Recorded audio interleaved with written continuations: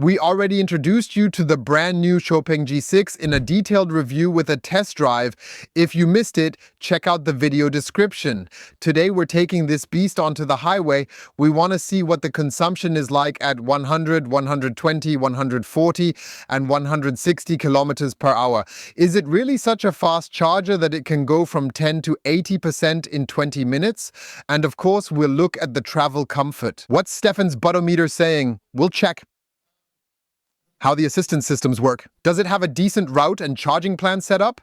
That's basically all the essentials you require when you're planning to take such an electric car on a long-distance trip. Before we get started, could you please check if you are part of the einfach elektrisch community? If not, we'd be glad if you supported us by subscribing. This is free for you, but a big help for us so that in the future we can still offer you new electric cars. Deliver to the living room for free? I would say let's deliver by hitting the highway with the brand new Xpeng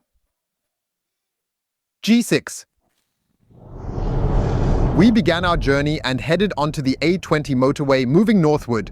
Indeed, I've programmed the X-Pilot to maintain a steady speed of 100 kilometers per hour at this stage, and now let's start by taking a look at and discussing the fundamental basics. The temperature is 5 degrees Celsius accompanied by a light drizzle, embodying the typical December winter weather we frequently experience during this time in Mecklenburg-Vorpommern. Do they use winter tires, Stefan? Certainly. They have them in dimensions of 20 inches, 245/45. Okay, go. I honestly do apologize. 255. 255 tires. The starting point is the Xpeng G6. RWD, rear-wheel drive, 286 horsepower with a large battery pack, so long range, 87.5 kilowatt hours. Net, we've set the interior temperature to a comfortable 22 degrees. Yeah, otherwise we consistently drive in eco mode, essentially giving the car every opportunity to achieve the best fuel consumption figures possible.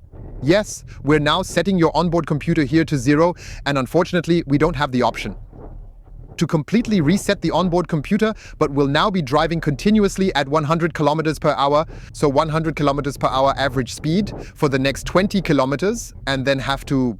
You can pretty much look up there to see what the average consumption of the Xpeng G6 RWD Long Range model is. Stefan, do you have any good guesses or insights into what it might be? Oh, I always have such a hard time. I'll say like 22. Okay.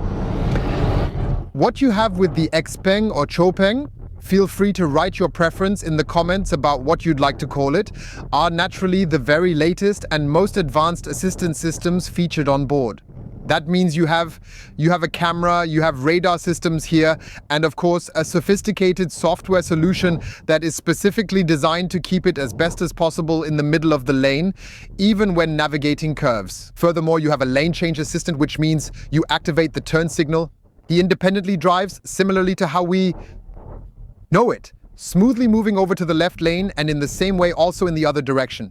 That means simply activate the turn signal and it will perform the lane change in a semi-autonomous manner. As I have mentioned, you just need to ensure that your hands are on the capacitive steering wheel to maintain proper functionality of the system. Everything is really great.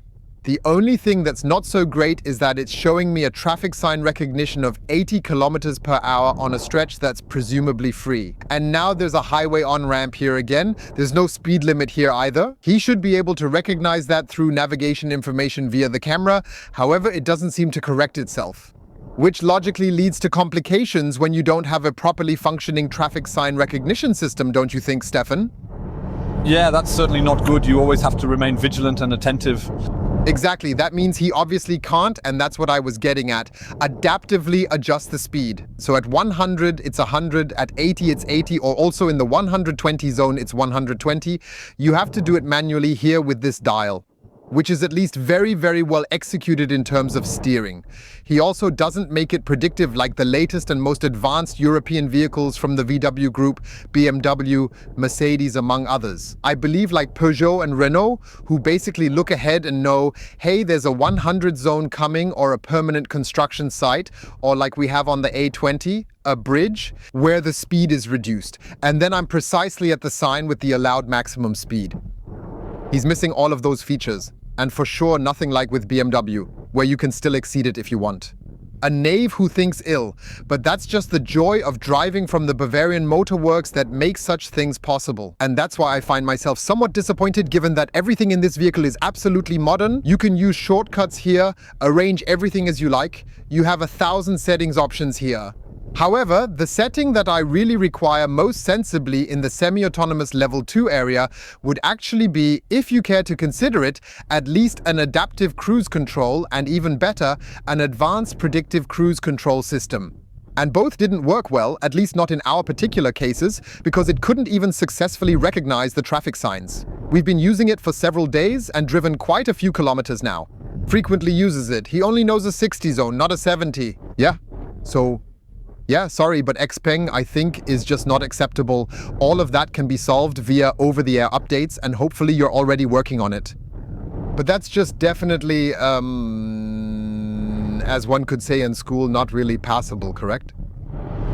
We have the initial consumption value recorded. We are currently at a distance of 22.1 kilometers and have observed a consumption rate of 22.4 kilowatt hours for every 100 kilometers traveled. That's really quite a hefty gulp, isn't it? Absolutely, I was nearly correct. For the Xpeng G6. Long range. RWD, a drag coefficient of 0.248, so under 0.25. And that's a top value. So a Porsche Macan has, I believe, 0.25, so that's really, really good. I somewhat expected a bit more from the rear-wheel drive, but weighing in at 2.1 tons, and of course, we do occasionally get a slight breeze here in Mecklenburg. Yeah, it's probably just the way it is right now in this situation. I'll go ahead and turn the wheel up, and then I'll accelerate fully here to see how it performs. Fluffy riding at 120 kilometers per hour, but don't let yourselves get confused. It still indicates 80 on the traffic sign recognition system here, but it's actually clear now. Reset the onboard computer back to 0, and then, together with you, we want to discover over the next 20 kilometers what the consumption is like. We can bridge this time by trying out the voice control feature with you, which operates quite well, even though it has already been available in Germany for half a year now. Still waiting for the German translation, but it should come very soon. So please don't get too restless and make sure to press the button calmly and steadily. Safely navigate and drive us to the beautiful city of Munich.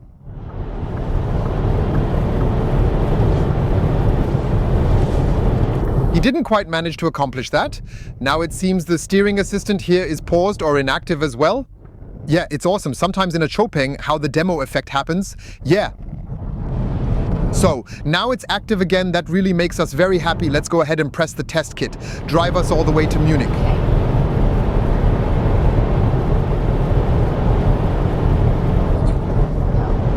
So, he's located that quickly already. Now we'll employ the lane change assistant to smoothly shift lanes over to the other side of the road. On the other lane, we essentially initiated the route here. Over there, you can already begin to see the city, Munich, coming into view. So, now it will take a little moment. Then you can essentially use the plus option here to conveniently add charging stations as well. He chooses Ionity for us, which is quite awesome. And after that, we're able to press the start button, enabling us to have the route fully planned out in the manner we require. Yeah, that's quite a lovely and fluffy story. Everything actually goes relatively quickly and relatively smoothly over here as well. So from that, we can already attest that he also has a very, very good route and charging planning included. Yes, you have the option to also verify a bit further, specifying in detail what state of charge, meaning battery level, you would like to have when you arrive at both the charging station and your final destination. I've just selected 5% for now. If you're unsure, feel free to choose 10 or 15% as well. Or if you, which I also sometimes do, want to drive further distances after the stay, I also like to take 50% at the destination because I might not always have appointments afterward. Desire to charge? Yes, well, in the end, I think it's a good story. What might be missing a bit would be a differentiation of the charging providers. If I only want to charge at Ionity, Allegro, EMBW, Tesla, or whoever, because I might have special conditions there, then it would obviously be desirable if we could filter that as well. But otherwise, I have to say the navigation is really smooth, fluid. Yes, also very quickly. And there's really not much else to gather if the voice control were to come in German now, because we are logically in Germany and have German as our native language, then that would most definitely be a little dream come true. It looks like it's that time again. We have traveled a total of 21.3 kilometers and have recorded a new energy consumption value, which now states that we are using about 26.6 kilowatt hours per every 100 kilometers. Looks like he's taking just another little sip from the sweater, right? That is indeed a match. Yes, I'm already at 120 kilometers per hour at 6 degrees now. Yes, should we forgive him, right? I'll set the adaptive cruise control in combination with the steering assist to a speed of 140 kilometers per hour, and then I'll reset the trip computer back to 0. Now, let's take a look at how the consumption develops when driving consistently at an average speed of 140 kilometers per hour. A good electric car, in my opinion, should also feature excellent sound, which translates to having a robust and quality sound system. If, in an ideal world, it could function efficiently and smoothly via smartphone mirroring, as shown here. We have, for example, an American smartphone manufacturer here, so by that we mean Apple CarPlay, Android Auto. Do you offer wireless or wired options for integration here? This could also be potentially interesting for navigation purposes, especially since some of you like to use Google Maps to get directions. You can absolutely make use of the apps that are available here, including the music player, and then let's dive in and listen to the sound system to truly experience it.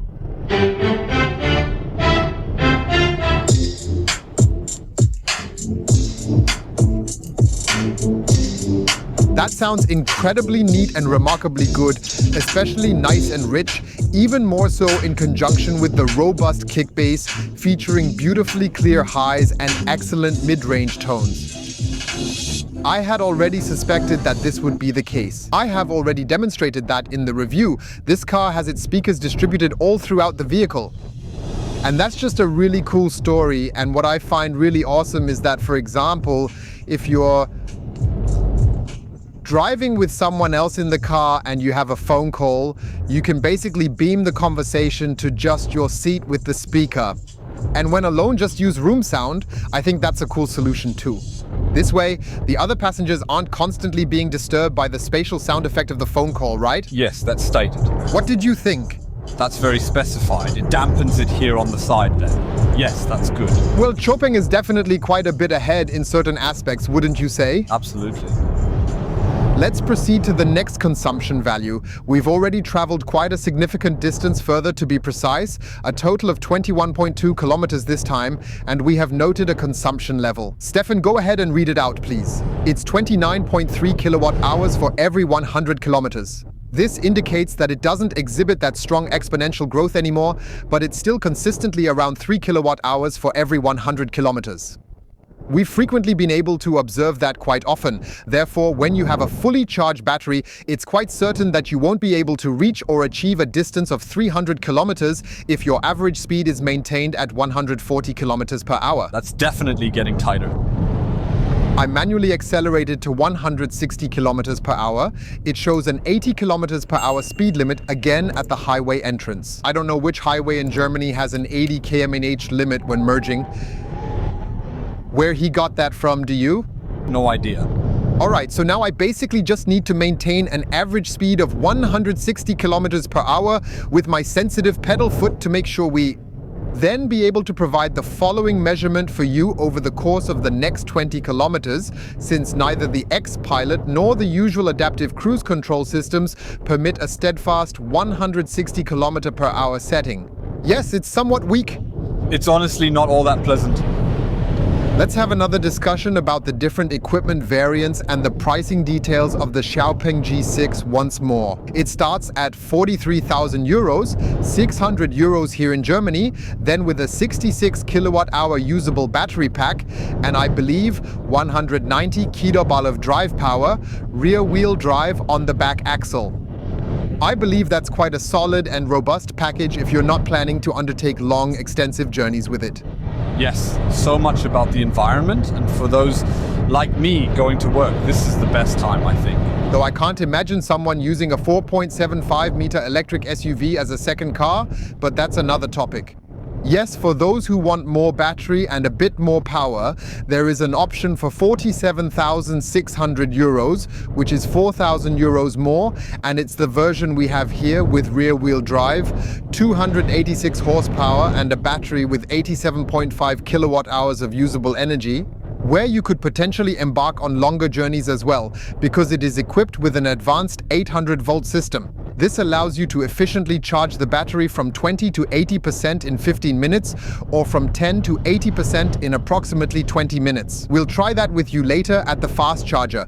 But if that's not enough for you, like accelerating from 0 to 100 in 6,7 seconds and having 200 km/h top speed, then you can even get a performance variant for 4,0 Euro, more starting at 51,600 euros. Then you have 476 horsepower and an acceleration from 0 to 100 in 4.1 seconds. I think this would be my ideal setup since we wanted a bit more performant. And particularly in the winter season, having all-wheel drive, even though we're situated here in the flatlands, some of you are located in the ski area, so that could be quite exciting. Yes, leasing begins at a rate of 419 euros monthly. Therefore, it seems that Xpeng has managed to secure a particularly strong and reliable leasing partner for their needs. That sounds quite exciting at first, right? Absolutely. But of course, the conditions are always in the details. Feel free to check with your local dealer or browse online to discover what options and specials might be available for you. Otherwise, you can select from 5 farms. White is free, but all the other farms have an additional cost of 800 euros. And the next option that you have the opportunity to choose is an electrically extendable trailer hitch for 1,160 euros. This allows you to tow 1.5 tons of brake trailer weight, which I think is a decent average. Certainly, most definitely indeed, yes. And therefore should also appease the friendly banter of the fan club sports. Also the one of the bike rack, which was in nose weight 75 some. Plus a roof load of 75 kilograms, combined with a luggage space of 571 liters, expandable to 1,374 liters by folding the rear seats, are all decent values. So it's a nice 4.75 meter family SUV. And I think it's also pretty interesting in terms of value for money. Exactly, yes. Is it time again? Yes, we have finally pulled it off, yes. Yes, very nice. We consistently drove 160 with my pedal foot, covered 21.6 or 21.7 kilometers, and what's there? 37.00. Wow, he's really made a nice leap there, hasn't he? We are not going to do 40, we know that. Yes, it's from our Swedish suppliers as well as other friends. I think it really was the new, wasn't it?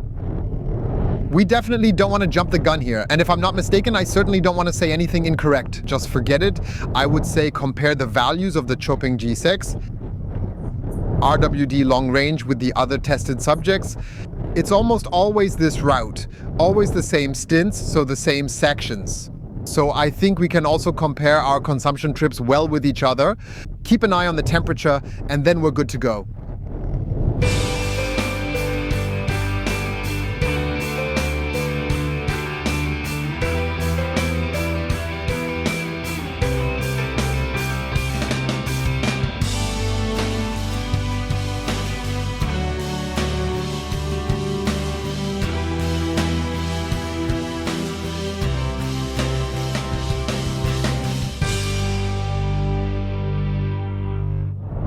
Assume 80 records still?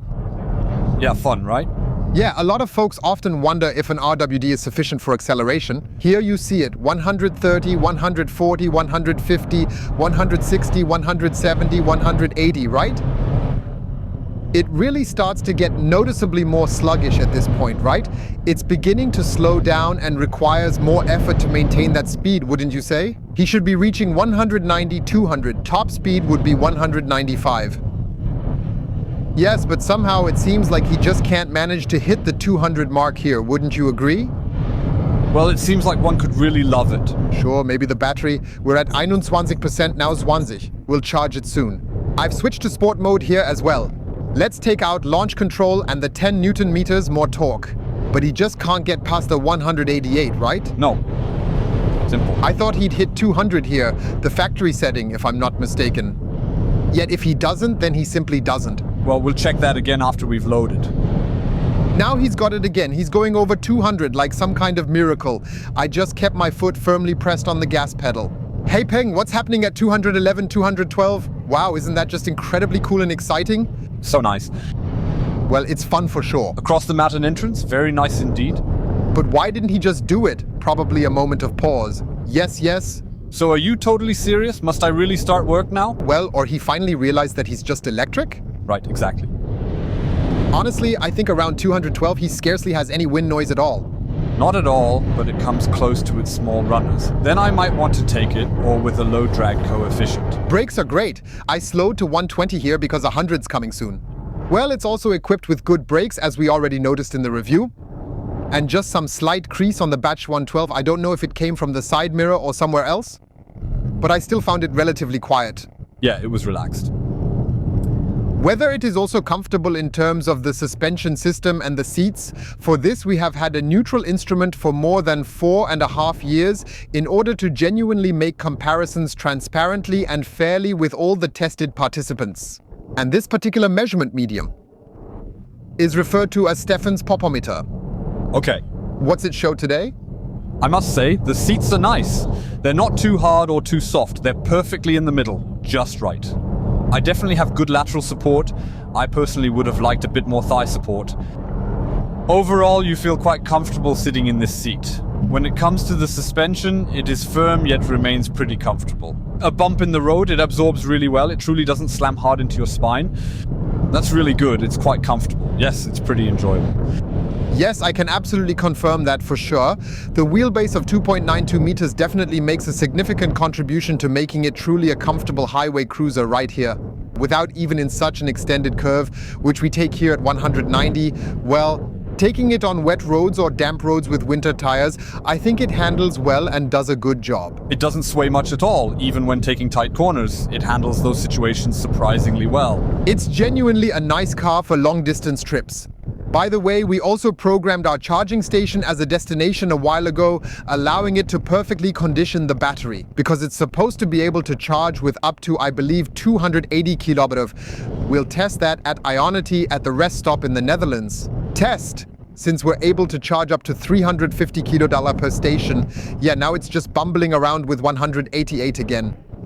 The thing is pressed all the way to the floor pan. Now it's going over 190, and most of the time he gets another kick and maybe goes over 200 again. Now we already have 200. Yeah, still have 12% of the battery left, 202, so you can essentially extract every last tiny little drop out of it here, so to speak. Now it's going down a bit automatically from the throttle pedal. Not sure if it wants to protect the motors or the motor on the rear axle. And then last time he got that push and went over 200. But now he's kind of just coasting along here, not utilizing any power pedal anymore. 176, 175, gradually getting slower. I find that kind of uncool because 11% translate to about 9 kilowatt hours. Generally speaking, you can still manage another 30 or even 40 kilometers in winter with that amount. So I know now it doesn't go over 169 as if it has a drive protection like the NIO. Now it's rising again to 173, 174, 175. Well, Xpeng, I'm also unsure what that's about. We've arrived here at Ionity. There are 2 charging stations here and 2 are currently available. So we're going to back into a spot and plug in to see if within the span of 20 minutes, we can truly go from 10, reach 80%. Is that your tip, Stefan? Will it work or not? What do you think? I'm optimistic today. We can do this. Yeah, me too. With 10%, we've also arrived at the station, and it builds up the charging peak quite nicely and relatively quickly. 800 volts is the onboard system, and its peak maximum is supposed to be 280 kilowatts. Yeah, I hope that it has preconditioned the battery pack accordingly so that we can charge properly and quickly here. Because of course, we also want to showcase the manufacturer's optimal values and not end up charging slowly at this point. Right now, it's stalled a bit at 134 kilowatts and 11%. I'm not sure if it'll make another little jump before eventually building up further charging peaks. Manufacturers generally tend to avoid maxing out the battery immediately. Instead, they often choose to pause for just a few seconds before slowly and gradually increasing the charging power to higher levels over time. Now it's at 160 kilowatt, continuing to rise. That's quite a story. It's already at 12%. Now going over 200 kilowatt, that's just how we want it. Yeah, and I'm curious to see in which areas he consistently maintains high peaks in charging. Right now, we're kind of stuck somewhere around 248 kilowatts. Come on, show us already that you can reach what the factory specification claims. You can go ahead and crack it. That's actually what we're known for at Einfach elektrisch. Sure. And perhaps we also have a really great idea for you on how to save and optimize charging costs. We really enjoy using InCharge. It is available as either an app or in a web browser where you have the chance to gather free kilometers. You have the option to essentially convert these free kilometers back into complimentary charging. We've already been able to charge over 46,000 kilometers for free this way. You can collect free kilometers through online shopping, various challenges, or by reviewing charging stations. So it's an absolutely fantastic medium that essentially assists you in minimizing your charging costs as well. In conjunction with a charging card, you can simply hold the card up and the free kilometers will be deducted accordingly. Have a look at the video description found on Encharge's site. We are currently at about 18% state of charge. He's currently at 269 kilowatts. However, it's decreasing once more, indicating that he probably won't be able to achieve that maximum power output of 280 kilowatts. That's indeed quite unfortunate. Whatever the reason may be, we simply cannot influence it. Perhaps it's because of an outside temperature of 5 degrees today. Maybe the battery was not in the ideal preconditioning range. That responsibility lies with the car, not with us. We entered the charging station details ahead of time. And now we're just messing around here at 20% with a power of 236 kilowatts. Fidgeting around. I was just going to say you're acting a bit silly, so honestly it's really quite cool. It's definitely really quite enjoyable. And yes, but ultimately the Ioniq 5 and Kia EV6. Even if they might have a somewhat smaller battery pack, they still end up being a little bit faster in the end. The charging time is also the perfect opportunity to show you the car from the outside again. Right here with the front section, very modern, very clean. Here nicely with the daytime running lights, the X for Xpeng, and then under the daytime running lights with the LED headlights, which unfortunately only have a high and low beam function and no matrix LED light, which a lot of you frequently express a desire for to ensure optimal visibility when navigating in the dark. Yes, it always comes on 20-inch wheels with the 255 tires. We now have winter tires. The rim, I must say, is very well done, looks very nice. It's not like aerodynamically perfected, but it has, in my opinion, a nice aesthetic. And in the end, just here with the color Silver Frost, it matches the outside temperature of 5 degrees, so it's nice and frosty. It looks unbelievably good combined with the silver metallic finish and the glossy black accents. We have a truly stunning coupe shape, which has been extremely popular among all of you. Then it is suggested as a rear spoiler, where the rear wiper is cleverly hidden away, but unfortunately it doesn't manage to cover the entire surface area of the rear window, only the upper section, which is kind of uncool when it really rains and pours because you just don't have any enjoys a decent view to the rear. Indeed, for some of you out there, the rear part is also nicely tidied up. It's as if they have duplicated the daytime running lights from the front to serve as a rear light at the back somewhat. 360 camera is included, optional hitch for 1,160 euros for 1.5 tons towing. Also has roof load, right? 75 kilos? Exactly, and yeah, Sahneschnitte might be, I just have to quickly pass through the frame, then maybe for you also the trunk. It provides an impressive 571 liters of space, which can be further expanded to a total of 1,374 liters by folding down the rear seats in a 60-40 split arrangement. The only drawback, unfortunately, is that it doesn't have a frunk. I really would have appreciated having a frunk simply to store the charging cable and also the emergency Schuko set neatly. He just didn't. It doesn't exist, can't do it. That's really the only negative thing at first glance, isn't it? Yep. 50%, you can clearly see it after 10 minutes. He has already recharged a solid 36 kilowatt hours and continues to charge here with a steady 193 kilowatts. So it really shows a nice consistent charging peak from the plateau level. Well, it kind of rises initially, then drops off slightly and then drops a bit more like that. But it's not at all like what we occasionally know from the American supercar manufacturer, showing briefly that it can maybe do 250 kilowatt, which is also great. For 8 sec.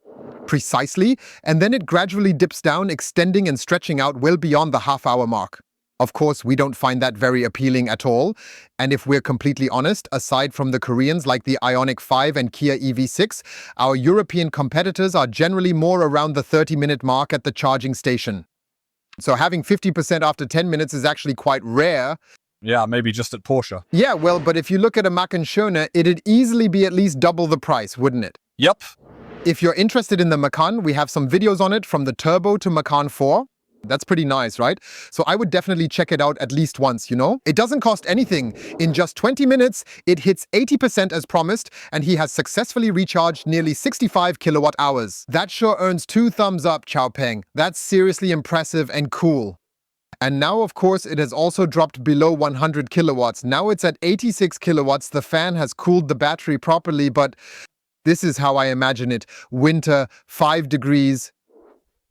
12 minutes before arriving at the charging station, entering the station first, which we didn't even tell you, and still delivered. And I just have to say, that's an awesome technology. It's good, and people enjoy it, which might also help some to switch from combustion engines to electric mobility, because nobody wants to spend half an hour or even 3/4 of an hour just standing around and ecologizing because of so many emails, lunch, coffee, dinner, walks with the dog, kids, woman, wifey, and whoever else.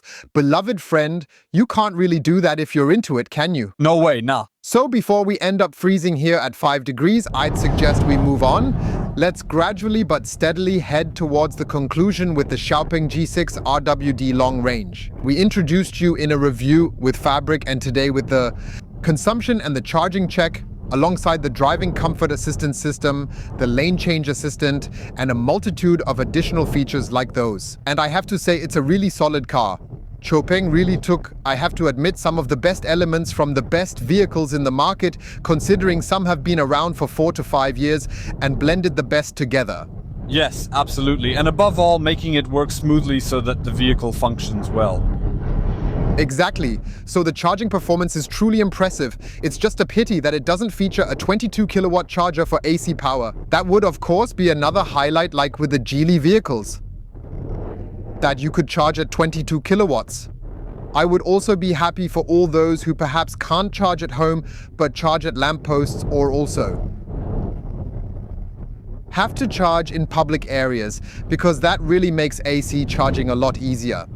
Otherwise, high-quality material mix, really well thought-out concept here and there, could have made minor adjustments, like in the door pockets or perhaps at the entryways, or also there. Where the seatbelts are, we could definitely improve a bit up front. A sunshade would have been really cool. Yeah, and otherwise, fuel consumption can always be adjusted downward. The more efficient it is, the better the overall performance. But of course, he also caught the hardcore winter value here at 4, 5, 6 degrees. I think during the summer months, when the temperatures are around 20 or 25 degrees, it might probably potentially see a reduced consumption, possibly ranging from 2 to 5 kilowatt hours per 100 kilometers, making it more efficient. We can perhaps give that another test in the upcoming summer, should the opportunity present itself, and it'd be our pleasure to do it just for you. Yes, otherwise I genuinely believe the prices are quite fair as well. According to the company's website, there's a really good leasing offer starting from 419 euros. So there's truly nothing that should stop you from visiting one of the many Xpeng dealers available to take a closer look at the vehicle and maybe even get to experience it yourself. To compare it with our own experiences and see whether this might be an intriguing and viable electric car option for oneself in the foreseeable future. Absolutely, yes. I believe we've got some fun planned, and if we're lucky, we might also manage to film an exciting and enjoyable road trip just for you, and can then share some additional and exciting experiences with you about the road trip as well. And with that, we've reached the conclusion of today's detailed video, which featured the consumption run and the in-depth charging check of the impressive Xpeng G6 RWD Long Range. Yeah, I hope you enjoyed the video. Feel free to give the video a thumbs up. Please check again if you're part of the Entry Electric community. We'd be delighted if you'd support us with a subscription. This is free for you, but it helps us tremendously with our work. And otherwise, I want to say thank you very much for watching. Stay healthy and see you soon, Your OLLI. Hey, Stefan, what I find really disappointing is that it doesn't have those matrix headlights. Yeah, would have been cool, right? You know, because then you'd have maximum lighting, which I think would have been pretty impressive if the X from Xpeng or Xpeng had been somehow artfully illuminated here. Wouldn't you agree? That totally would have been cool. Perhaps some boldness or something, you know? Exactly. It's currently the latest, hottest